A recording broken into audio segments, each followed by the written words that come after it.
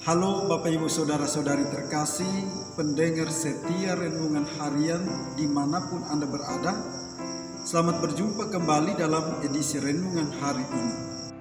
Saudara-saudari terkasih, hari ini Minggu 3 Oktober 2021, hari Minggu biasa ke-27.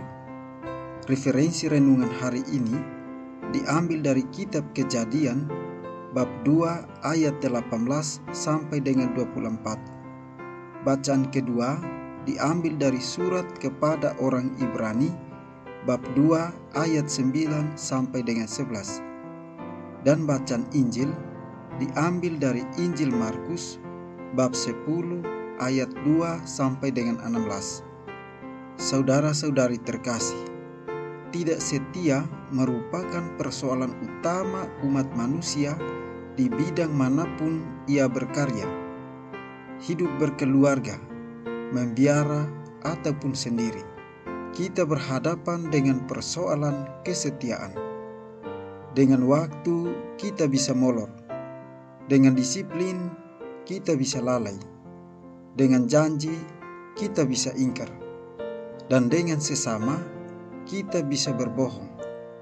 Singkatnya, apapun yang kita pikirkan, rasakan, katakan, dan lakukan, jika tidak sesuai dengan hati nurani dan konsensus yang pernah kita nyatakan, kita sudah tidak setia. Saudara-saudari terkasih, sudah tidak asing di telinga kita sebuah penggalan janji yang berbunyi, "Saya berjanji setia kepadamu dalam untung dan malang, dan saya mau mencintai dan menghormatimu seumur hidupku." Demikianlah janji saya demi Allah dan Injil suci ini.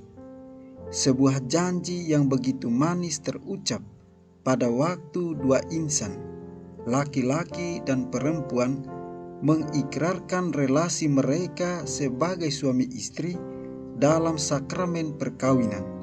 Maka jadilah bahwa suami istri mengemban sebuah tugas yang berat, yaitu menjaga agar janji yang mereka ucapkan dapat bertahan hingga maut memisahkan.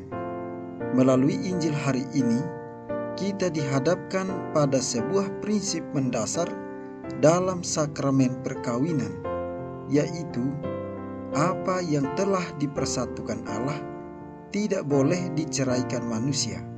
Saudara-saudari terkasih, dalam Injil hari ini kita mendengar Yesus mengecam keras orang-orang Farisi yang datang kepadanya untuk mencobai dia.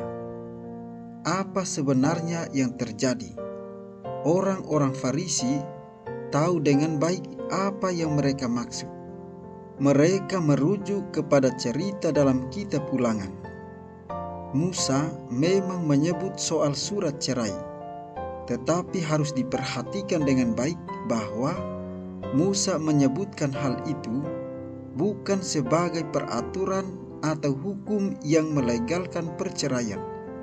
Dalam arti tertentu, Musa terpaksa berbicara tentang hal itu karena ketegaran hati bangsa Yahudi sedemikian rupa sehingga situasinya pun sedemikian buruk. Meski tidak sesuai dengan kehendak Allah, praktek perceraian tetap marak di bangsa Yahudi.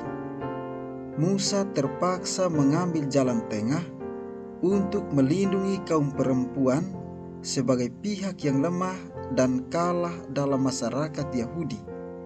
Merekalah yang menjadi korban dalam perceraian. Saudara-saudari terkasih, melalui sakramen perkawinan, Allah menghendaki agar persatuan suami istri adalah persatuan yang saling membahagiakan satu sama lain. Jadi bahagialah suami dan istri yang membangun hidup perkawinannya dengan saling memberikan perlindungan yang kokoh, saling memandang satu dengan yang lain sebagai pribadi yang berharga, saling menghadirkan keramahan dan kelembutan menjadi obat dalam kehidupan rumah tangga. Sebaliknya, perceraian tidak pernah menjadi kehendak Allah, sebab perceraian hanya merupakan salah satu tanda ketegaran hati manusia. Saudara-saudari terkasih, hari ini kita diingatkan bahwa Tuhan menciptakan manusia pria dan wanita untuk saling menolong. Hidup berkeluarga adalah pengalaman sosialitas manusia yang pertama. Setiap manusia belajar dari rumahnya bagaimana hidup bersama dengan orang lain. Yesus menegaskan kepada kita agar tidak mencobai Tuhan.